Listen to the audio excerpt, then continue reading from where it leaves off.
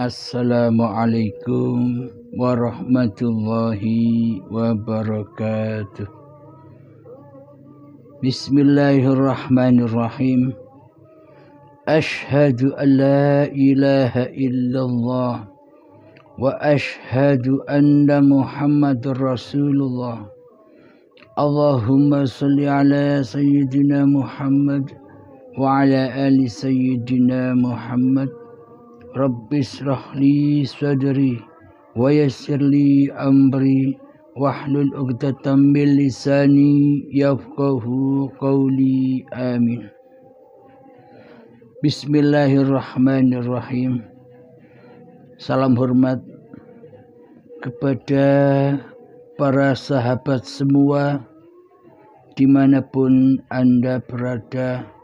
Semoga Allah selalu senantiasa melimpahkan rahmat dan hidayahnya kepada kita semua. Amin ya rabbal alamin. Bismillahirrahmanirrahim.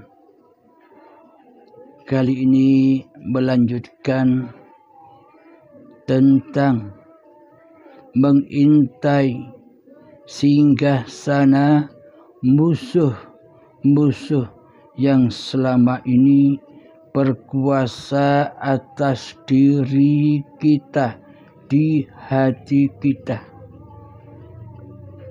Merekalah musuh-musuh yang mana menghalang-halangi kita berjumpa kepada Allah.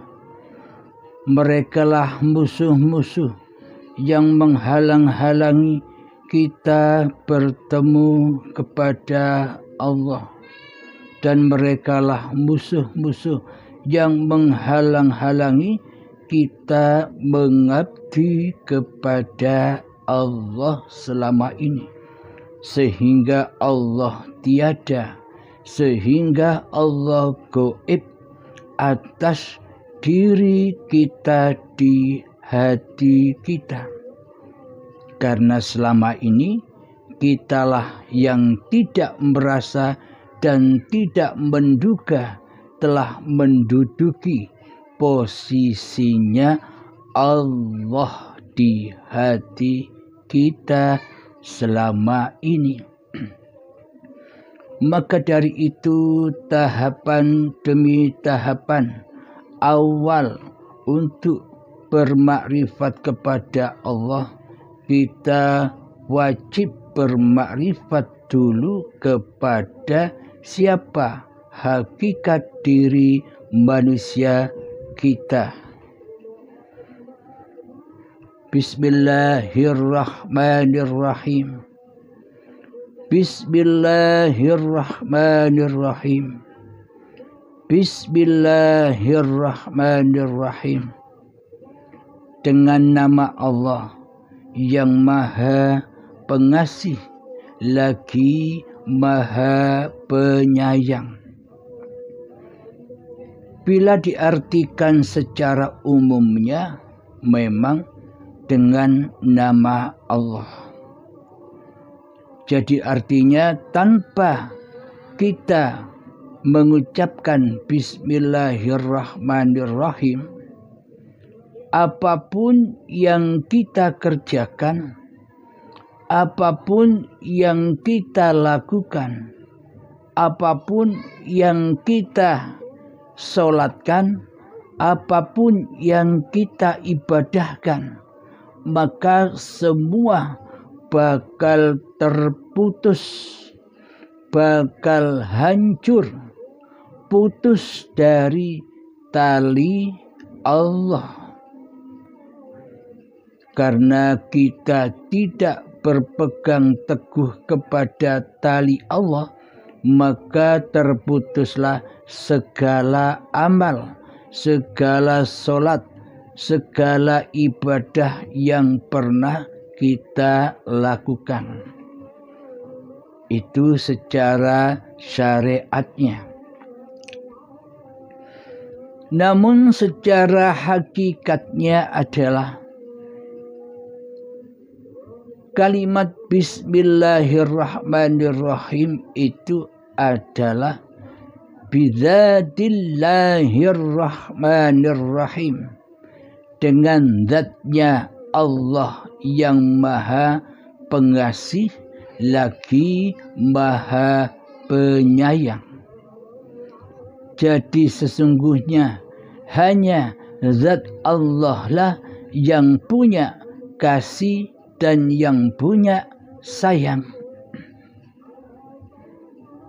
Tanpa hidup, apakah manusia, apakah makhluk punya rasa kasih dan sayang?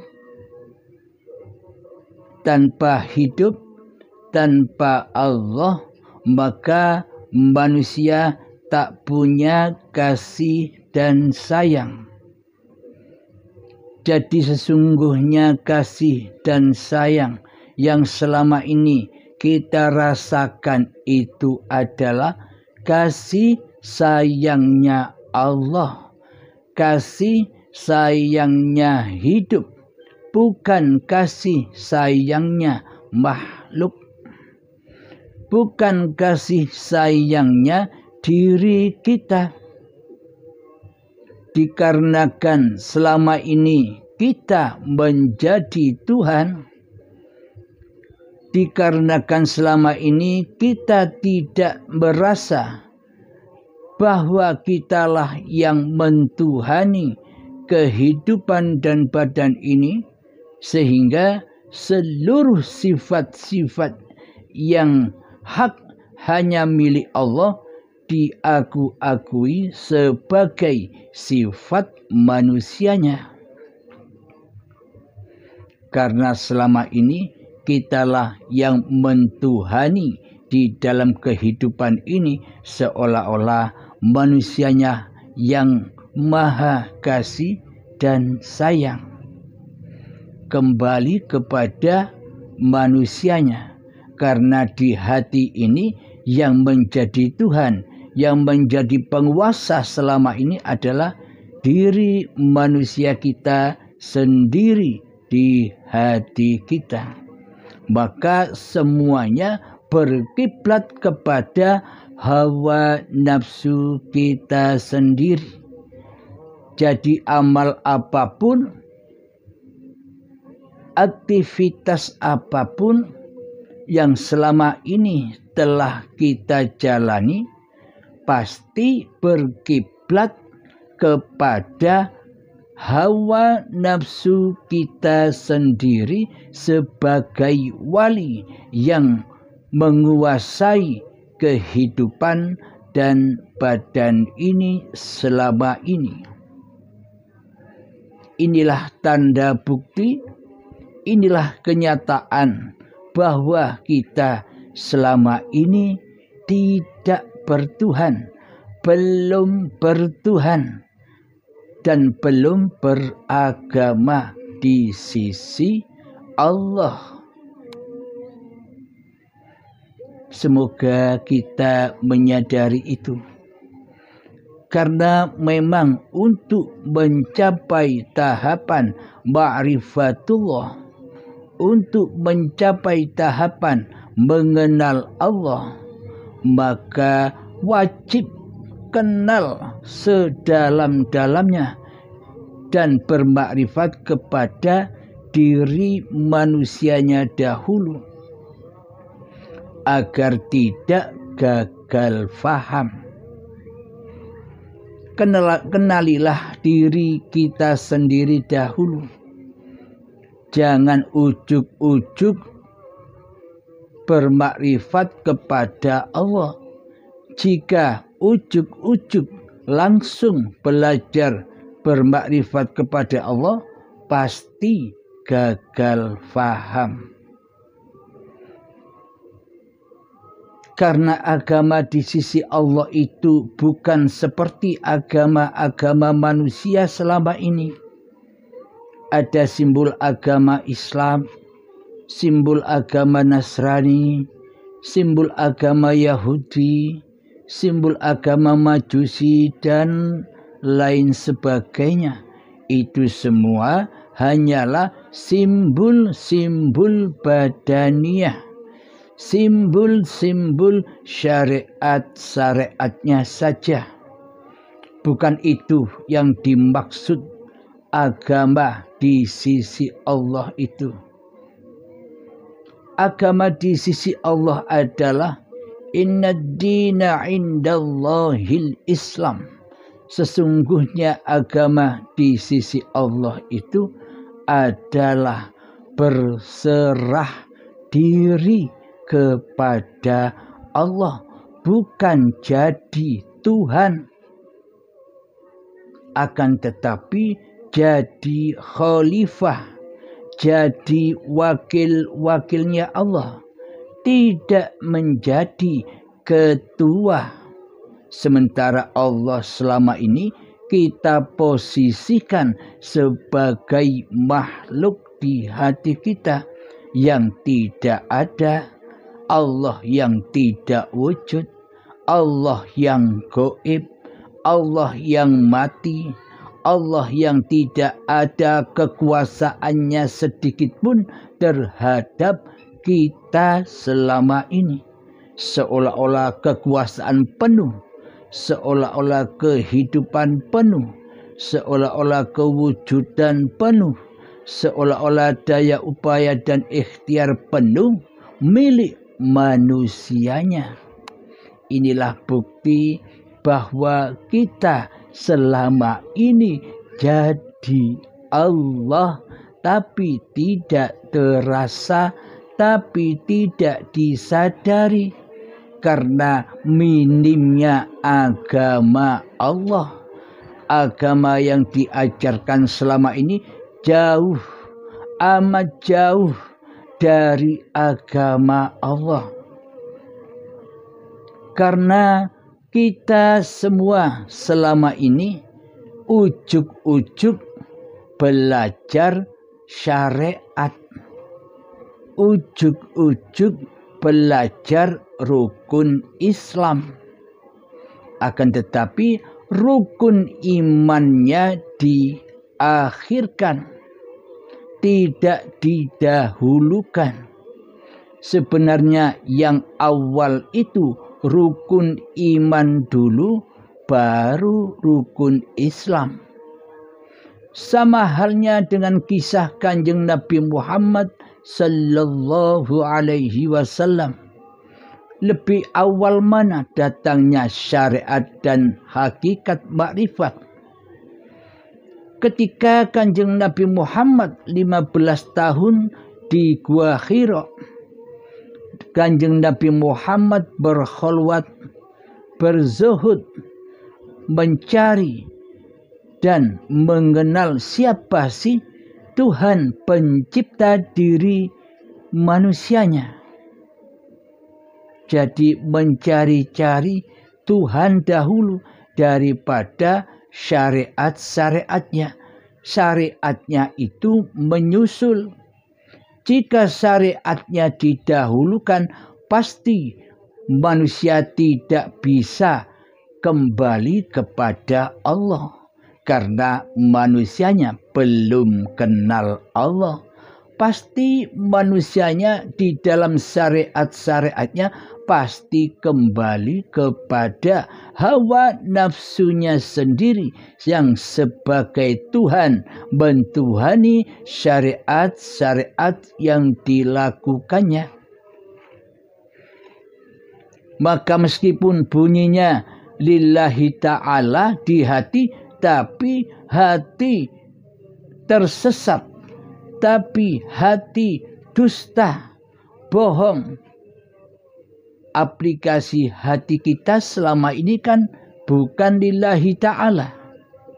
Akan tetapi aplikasi hati kita selama ini adalah li nafsi, milikku hamba, salatku hamba, ibadahku hamba, kerjaku hamba, memasakku hamba, jalanku hamba, naik motorku hamba, penglihatanku hamba, pendengaranku hamba, ilmuku hamba, kata-kataku hamba, seluruhnya kembali kepada hawa nafsu, karena hawa nafsu itulah yang mentuhani dan yang merampas seluruh sifat-sifat Tuhannya. Maka dari itu pasti kembalinya kepada linafsi, kekuasaan hawa nafsunya, daripada kembali kepada kekuasaan Tuhannya. Inilah bukti karena kita selama ini hanya fokus, hanya mengunggulkan atau mengutamakan syariat-syariat manusianya daripada rukun imannya, membangun raga-raganya daripada membangun jiwanya. Padahal jiwa ini wajib dibangun dahulu, baru raganya terbangun. Akan tetapi bila jiwanya tidak dibangun, rusak beragama dan bertuhannya di hatinya, maka seluruh amaliyah apapun yang terjadi atas raga ini semuanya hancur, dibakar oleh hawa nafsunya sendiri, tidak sampai kepada Allah. Bagaimana mungkin sampai kepada Allah sementara kita tidak mengenal Allah? Bagaimana sampai kepada Allah seluruh amal ibadah kita sementara kita tak tahu Allah? Yang kita tahu sebagai penguasa atas segala amal dan sholat kita selama ini adalah hawa nafsu kita sendiri yang seolah-olah berkuasa atas segala sesuatu yang kita kerjakan selama ini.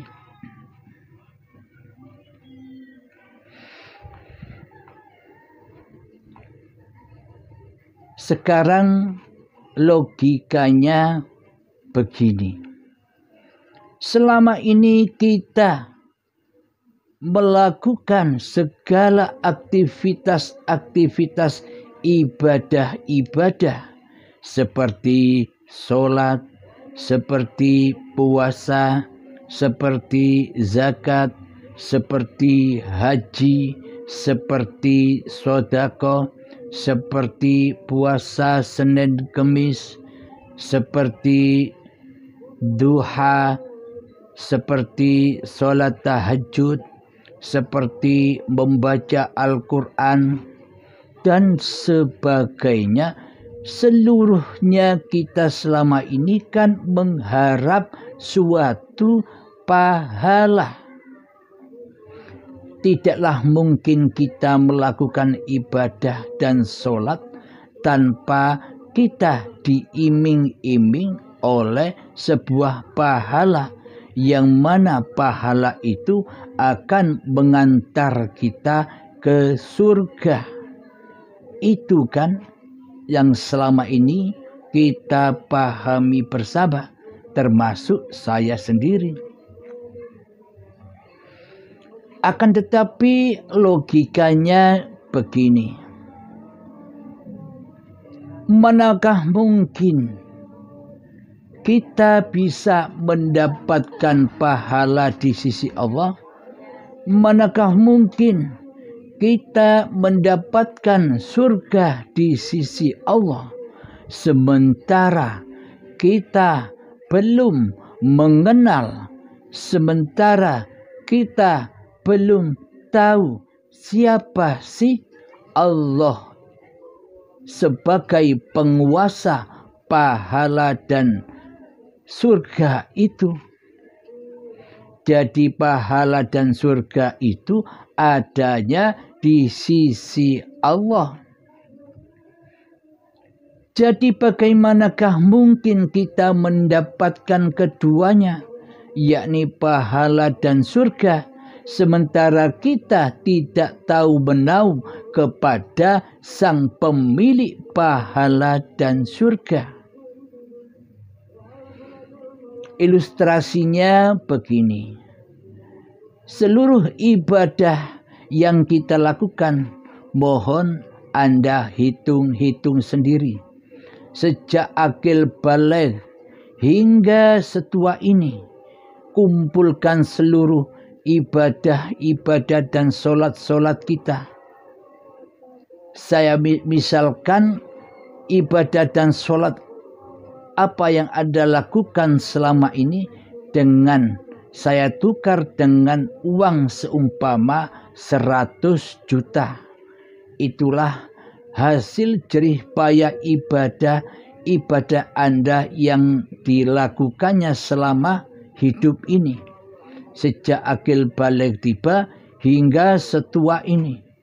Jadi saya ilustrasikan sebesar 100 juta. Terus saya punya sebuah rumah yang harganya sama, yakni 100 juta. Ibaratkan saja uang yang 100 juta ada di tangan Anda itu adalah semua hasil jerih payah Anda. Bayaran ibadah dan sholat Anda untuk menebus suatu pahala. Ilustrasinya, rumah yang seharga 100 juta milik saya ini adalah pahalanya.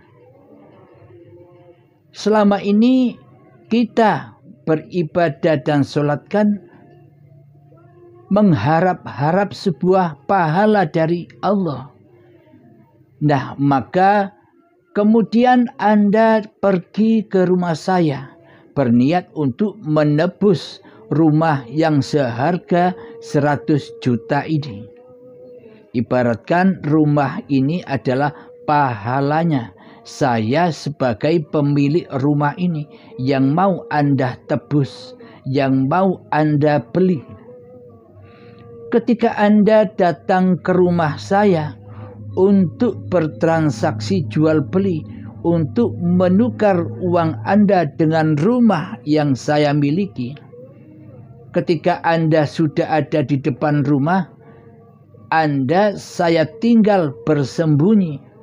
Saya bersembunyi dari diri Anda. Dan Anda tidak dapat menemui saya.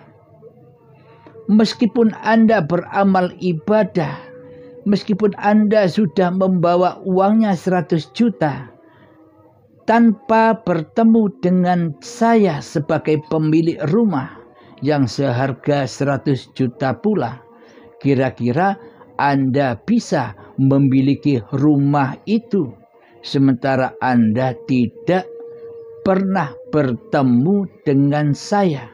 Sementara Anda tidak tahu saya, bagaimana rupanya, bagaimana bentuknya, bagaimana kurus atau gemuk, tidak tahu sifat-sifat diri saya.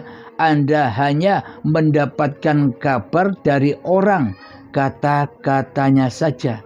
Mendapatkan kabar dari para ustadz dan para kiai, bahkan para alim ulama, hanya kata-katanya saja. Tanpa tahu kepada siapa pemilik pahala atau pemilik rumah ini. Maka Anda akan kecewa. Kecewa berat. Amal ibadah dan sholat yang sebegitu banyaknya sejak akil baligh tiba sampai setua ini ternyata tidak ada faidahnya di sisi Allah, tak berlaku di sisi Allah, sementara Anda tidak mengenal Allah. Semuanya muspro, tak berlaku tanpa kita tahu kepada si pemilik pahala tersebut. Jadi inilah bukti bahwa iman dahulu yang didahulukan, baru Islam, baru melaksanakan rukun Islam. Contoh ketika kita bersyahadat, menyaksikan Allah dan menyaksikan Muhammad Rasulullah. Tanpa kita beriman kepada Allah dahulu, tanpa kita mengenal kepada Allah dulu, tanpa kita bertemu dengan Allah dulu, apakah sah? Apakah kita dapat bersaksi di dalam rukun Islam yang pertama? Tanpa iman, tanpa awaluddin ma'rifatullah, maka gagalah persahadatan kita selama ini. Jika syahadat kita gagal, maka seluruhnya bakal gagal. Solatnya gagal, zakatnya gagal, puasanya gagal, hajinya gagal, seluruhnya dipenuhi kegagalan. Karena rukun Islam yang pertama, yakni syahadat, belum terrealisasi, belum dinyatakan, belum diikrarkan. Karena untuk menyatakan dan mengikrarkan syahadat itu harus memenuhi rukun iman dulu, yakni wajib mengenal Allah. Didahului mengenal diri dahulu, baru mengenal Allah. Inilah perjalanan Nabi Muhammad sallallahu alaihi wasallam ketika di Gua Hira menerima wahyu pertama. Selama 15 tahun berjuang, selalu bertapa, berkholwat, berzuhud, mengheningkan hatinya. Selama 15 tahun akhirnya didatangilah oleh malaikat Jibril. Saat itu Kanjeng Nabi Muhammad diperintah, Iqra ya Muhammad, bacalah wahai Muhammad. Saat itu Kanjeng Nabi Muhammad tidak tahu apa maknanya membaca. Akan tetapi Kanjeng Nabi Muhammad itu tahu baca tulis. Tapi yang dimaksud membaca, yang dimaksud malaikat Jibril disuruh membaca itu apa yang dibaca? Maka dijelaskan lagi oleh malaikat Jibril, Iqra bismi rabbikal ladzi khalaq. Bacalah dirimu wahai Muhammad dengan nama Tuhanmu yang menciptakan dirimu. Jadi kenalilah diri manusia kita ini dengan zat Tuhanmu, yakni dengan hiduplah kita bisa mengenal siapa diri manusia kita ini sejatinya. Tanpa Allah kita tak bakal bisa mengenali hakikat sejati diri manusia kita. Seumpama kita tidak hidup, apakah kita bisa mengenal diri manusia kita sendiri? Seumpama kita tidak hidup, apakah kita tahu bahwa diri manusia kita ini adalah manusia namanya? Maka ketika kita tidak hidup, maka sudah tidak tahu apa-apa lagi. Jadi sesuailah dengan firman Allah di dalam surat Al-Insan ayat pertama, bahwa manusia itu berasal dari hal yang tak dapat disebut. Karena manusia itu bukan apa-apa dan bukan siapa-siapa. Karena manusia tak punya sifat apapun, apalagi punya sifat-sifat. Sejatinya manusia itu tak dapat disebut, kok malah sekarang ini berposisi layaknya Allah, layaknya Tuhan, berkuasa seperti berkuasanya Allah, bersifat seperti bersifatnya Allah. Inilah bukti bahwa diri manusia kita selama ini menjadi Tuhannya diri karena hawa nafsulah, karena selama ini kita tidak mengenal siapa sih hakikat diri sejati manusia kita sendiri. Bila kita sudah mentok bermakrifat kepada sejati diri manusia kita, maka nyatalah Allahnya. Ketika kita sudah kembali ke alam asalnya, ke alam ketiadaannya, ke alam kegaibannya, ke alam hal yang tak dapat disebut. Yang bisa menyebut hanyalah Allah. Yang bisa menyebut hanyalah hidup. Yang bisa menyebut dan bersaksi adalah Asy-Syahid, yakni yang maha bersaksi, yang menyaksikan zatnya sendiri dan menyaksikan apapun yang diciptakannya. Alhamdulillahirabbil alamin. Semoga hingga detik ini kita dipahamkan oleh Allah dengan paparan-paparan ini. Sebelum kita mengenal Allah, memang wajib kita mengetahui, mengenal rahasia-rahasianya hati yang selama ini disinggasanai oleh hawa nafsu kita sendiri daripada singgasana Tuhan pencipta diri manusianya. Kenapakah selama ini kita tidak mengenal Allah? Karena hati kita selama ini belum beragama dan belum bertuhan di sisi Allah. Mana mungkin kita mendapatkan pahala dan mana mungkin kita mendapatkan surga yang berada di sisi Allah?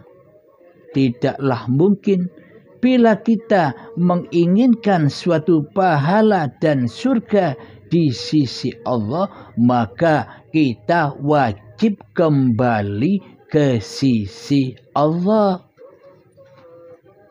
yakni kembali ke alam keabadian manusianya yang tak dapat disebut, yang tidak ada, yang gaib manusianya, yang mati manusianya, yang ada, yang wujud, yang hidup, yang berkuasa, yang bisa berkata, yang mempunyai ilmu, yang bisa berkehendak dan daya upaya selama ini kan ya Allah sendiri. Selagi kita manusia yang merasa jadi Allah, merasa bahwa segala aktivitasnya badan ini karena aktivitas manusianya, maka selamanya kita mengharap pahala dan surga di sisi Allah hanyalah angan-angan belaka, hanyalah fata morgana saja. Kita dibohong-bohongi oleh hawa nafsu kita sendiri, seolah-olah kita ini sudah beribadah, seolah-olah kita ini sudah melakukan kebajikan demi kebajikan di dalam sholat dan ibadah kita. Hawa nafsu selalu mencegah, hawa nafsu selalu menghalang-halangi hamba bertemu Tuhannya. Karena hawa nafsu, karena iblis dan syaitan membisikkan kepada anak cucu Adam bahwa sesungguhnya engkaulah sebagai penguasa kehidupan dan badan ini. Jadi iblis dan setan membisikkan kepada hawa nafsu diri manusia kita ini sebagai Allah, tapi tidak kita sadari.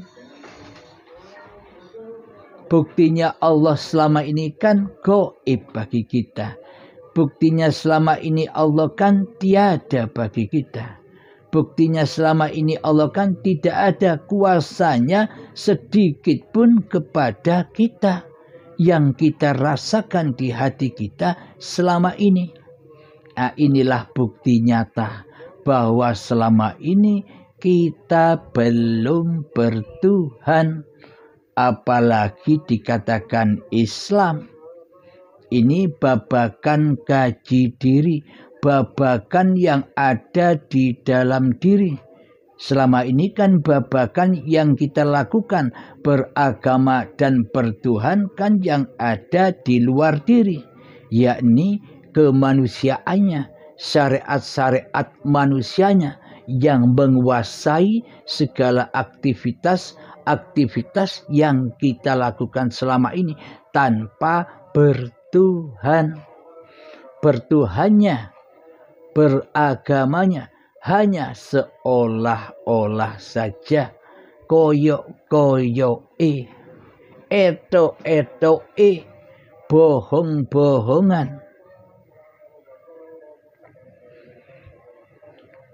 Mari kita lanjutkan pengenalan diri ini agar kita selalu bisa mengalahkan singgah sananya musuh-musuh yang selama ini menghijabi diri kita kepada Allah. Jadi sebelum mengenal Allah, hancur leburkanlah singgah sananya musuh-musuh yang ada di hati ini. Selama ini yang menjadi pencipta kan diri kita. Allah seolah-olah kita meyakini, mengimani, mengakidai di dalam hati kita Allah Maha Pencipta.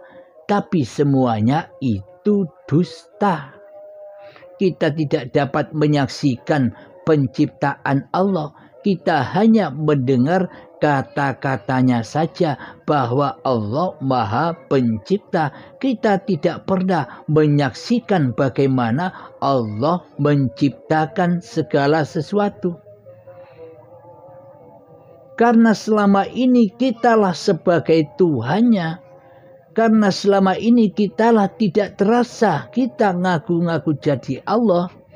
Maka seolah-olah kitalah yang Maha Pencipta itu.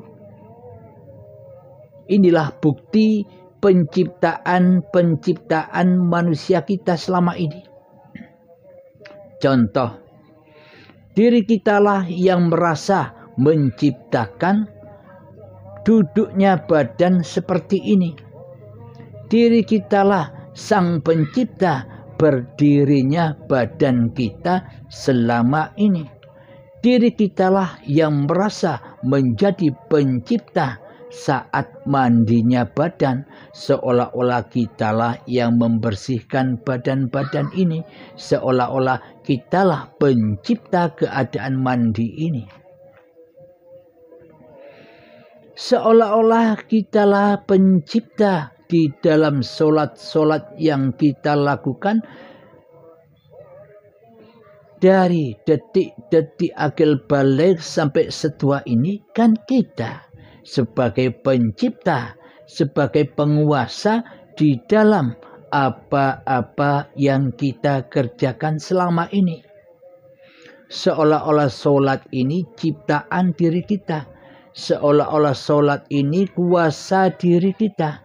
Seolah-olah solat dan ibadah ini kerenteknya hati kita selama ini, kehendak daya upayanya kita sendiri selama ini, karena kita masih menjadi Tuhan tidak terasa sama sekali. Kenapa? karena kita memang belum bertuhan, kecuali mentuhankan, mendewakan, memberhalakan hawa nafsu kita sendiri daripada mendewakan Allah sebagai pencipta hidup dan badan ini. Karena selama ini kita masih ngaku-ngaku hidup ini adalah hidup manusia kita. Sekarang saat ini kita boleh ngaku-ngaku bahwa kitalah yang hidup. Tapi sebentar lagi ketika sudah dibaiat Allah secara paksa dan siksa di dalam syakaratul maut, kita akan menyadarinya ketika kita sudah mati bahwa diri kita hanyalah ketiadaan, hanyalah kegoiban. Dari yang tiada kembali kepada yang tiada, dari yang goib kembali kepada yang goib, dari hal yang tak dapat disebut kembali kepada hal yang tak dapat disebut pula. Sama halnya nenek moyang kita dahulu, sama. Mereka waktu itu selama hidupnya mengaku-ngaku bahwa yang ada hanyalah hawa nafsunya, bahwa yang ada hanyalah dirinya. Namun setelah mereka kembali pulang, kembali mati, lalu apakah ada mereka? Apakah mereka bisa menyatakan bahwa mereka masih ada, masih hidup? Kan sudah tiada. Yang ada hanyalah sejarahnya saja. Yang ada hanyalah nama-nama dipatokan kuburannya saja. Sejarah-sejarah kehidupannya di masa kehidupannya. Semua tinggal sejarah saja. Semua tinggal cerita saja. Siapa yang membuat sejarah, siapa yang membuat cerita, dialah Allahu la ilaha illa huwal hayyul qayyum. Allah, tiada Tuhan yang berhak disembah.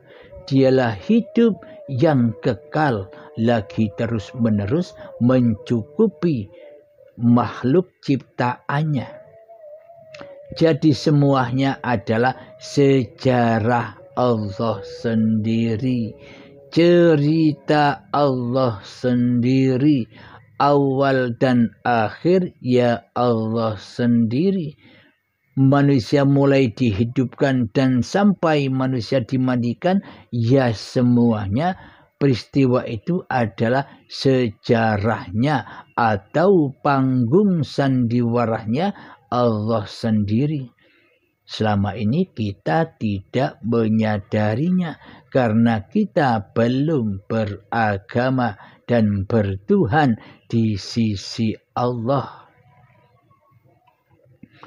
Jadi jika kita mengakui sebagai kaumnya Nabi Muhammad sallallahu alaihi wasallam, maka ikutilah sejarah Nabi kita. Contohlah sejarahnya. Bukan hanya mencontoh gerak-gerik syariat-syariat yang belakang dilakukan oleh Kanjeng Nabi Muhammad tanpa iman yang lebih awal sebelum syariat. Kita hanya mencontoh lahiriahnya Kanjeng Nabi Muhammad saja, tanpa kita mencontoh keadaan hati Kanjeng Nabi Muhammad, bagaimana mentauhidkan Allah di hatinya daripada mentauhidkan Muhammad di hatinya. Jadi sebelum syariat datang, di dalam Isra Mi'raj, Kanjeng Nabi sudah beriman dulu. Maka disempurnakanlah dengan datanglah dengan datangnya Isra Mi'raj, yakni melaksanakan syariat. Ketika hati sudah bisa mi'raj kepada Allah, ketika hati sudah mengenal Allah, maka kita bisa bersyariat. Maksudnya kebalikannya. Jadi manusianya jika sudah bertemu kepada Allah, jika hati manusia sudah mi'raj kepada Allah, maka manusianya sudah tidak bisa bersyariat lagi.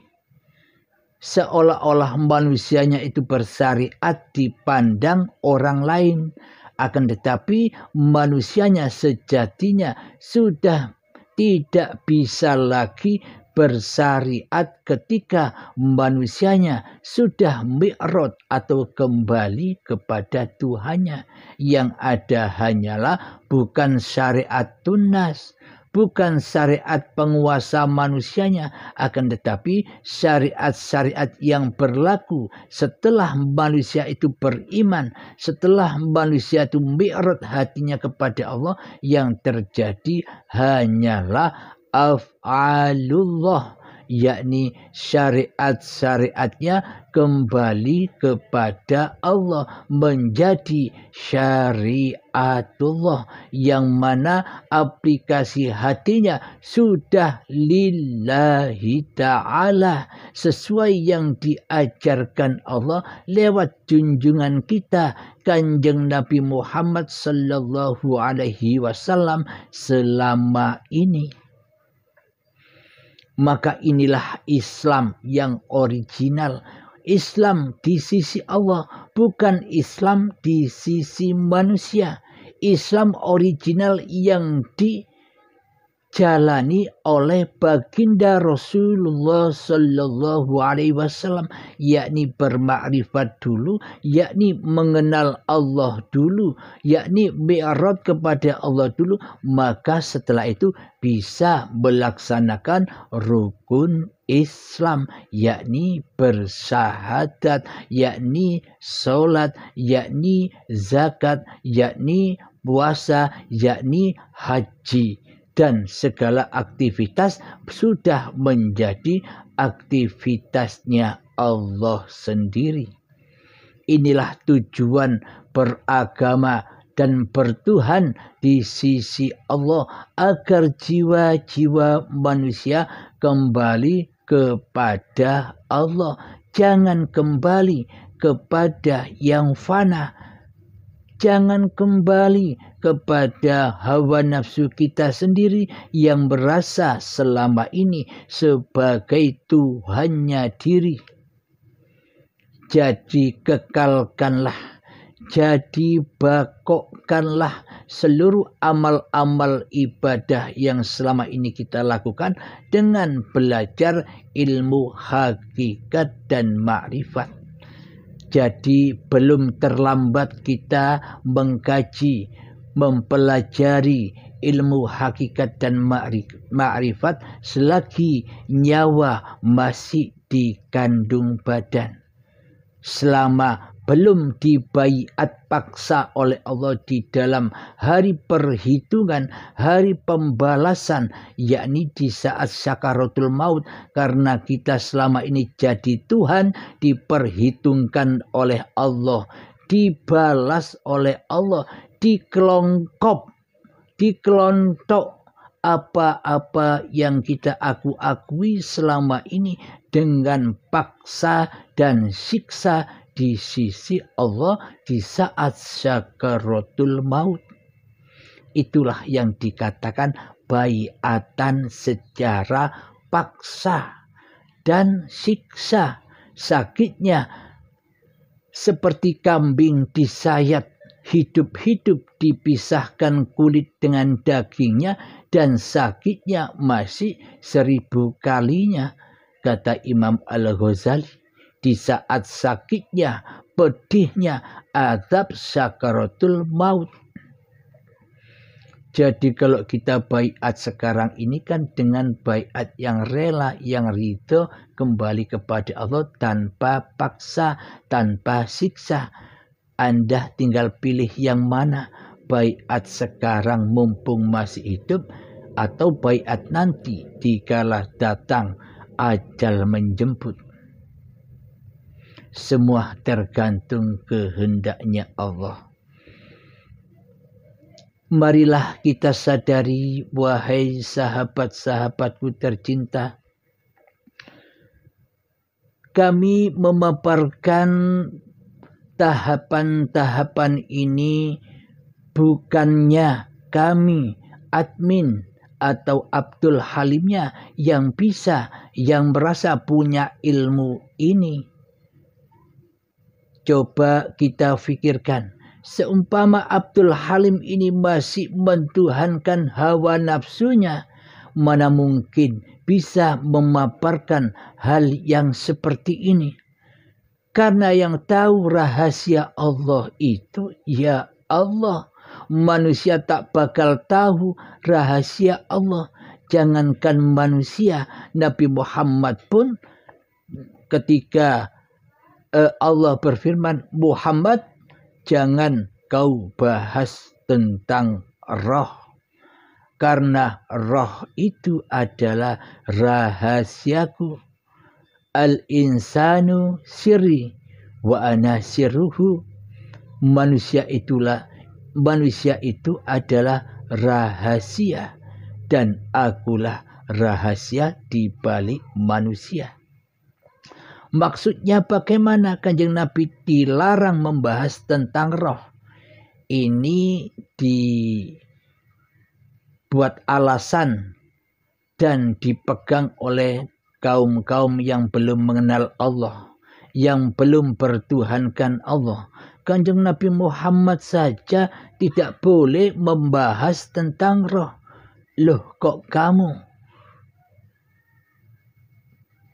Gito menggito, atau kok kamu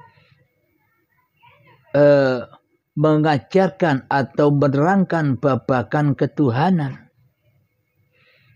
Itu semua hanya istilah, itu semua hanya sanepan, itu semua hanya kiasan saja. Jangan mengartikan syariatnya saja.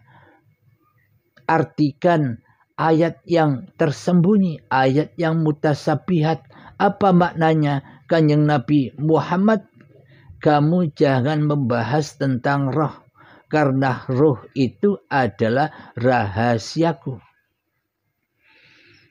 Ketika Kanjeng Nabi Muhammad di dalam hatinya masih mentauhidkan Nabi Muhammadnya sebagai penguasa dan singgasana hati Kanjeng Nabi Muhammadnya, maka selamanya Kanjeng Nabi Muhammad takkan pernah bisa mengenal Allah, takkan pernah bisa bertemu Allah, takkan bisa beragama dan bertuhankan kepada Allah selama hawa nafsu Kanjeng Nabi Muhammad menjadi penguasanya di dalam singgasana hatinya.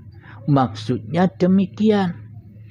Jadi takkan mungkin manusia yang masih mempertuhankan hawa nafsunya di hatinya bakal mengenal Tuhannya. Tak mungkin manusia mengenal Tuhannya sebelum manusianya dikembalikan ke alam keabadiannya, yakni ke alam yang tak dapat disebut. Yakni manusianya sudah tidak wujud lagi, manusianya sudah tidak hidup lagi, manusianya sudah tidak berkuasa lagi, manusianya sudah tidak punya kehendak daya upaya lagi, manusianya sudah tidak berilmu lagi, manusianya sudah tidak bisa melihat lagi, manusianya sudah tidak bisa mendengar lagi, dan manusianya sudah tidak berkata-kata apa-apa lagi. Inilah kembalinya manusia ke alam kesejatian manusianya. Maka nyatalah Allah sebagai Tuhan yang mentuhani seluruh manusia. Bila hamba sudah tidak merasa ada di hatinya, yang ada hanya Allah. Itulah hati dan kondisi para nabi dan para rasul serta para aulia Allah, yakni hatinya selalu mentauhidkan Allah, mengadakan Allah, mewujudkan Allah, mengesahkan Allah, mengkuasakan Allah dari diri manusianya di hatinya. Hati selalu mensucikan Allah dari diri manusianya. Yang dimaksud bukan manusianya yang mensucikan, Allah sudah maha suci, Allah lah yang suci. Jadi bukan manusianya yang bisa mensucikan Allah. Yang dimaksud manusianya mensucikan diri manusianya adalah manusia kembali ke alamnya, yakni ketiadaan, yakni kematian.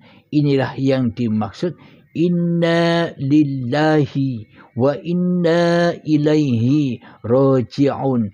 Inilah yang dimaksud matilah dirimu sebelum matimu. Jadi baiatnya secara rela dan ridho kepada Allah. Jadi manusia yang seperti inilah yang selamat, yakni sudah Islam, sudah mu'alaf di sisi Tuhannya. Alhamdulillahirabbil alamin. Semoga saya pribadi dan semoga kita semua, para sahabat-sahabatku tercinta dimanapun Anda berada, semoga kita semua selalu dituntun oleh Allah, selalu dibimbing oleh Allah, selalu dihidupi oleh Allah, selalu dikuasai oleh Allah, selalu dikehendak dan didaya upayahi serta diikhtiari oleh Allah Subhanahu wa ta'ala. Amin, amin, amin ya rabbal alamin. Rabbana atina fid dunya hasanah wa fil akhirati hasanah wa qina adzabannar. Rabbana atina fid dunya hasanah wa fil akhirati hasanah wa qina adzabannar. Rabbana atina fid dunya hasanah wa fil akhirati hasanah wa qina adzabannar. Wa sallallahu ala sayyidina Muhammad wa ala ali sayyidina Muhammad walhamdulillahi rabbil alamin. Akhiru kalam. Assalamualaikum warahmatullahi wabarakatuh.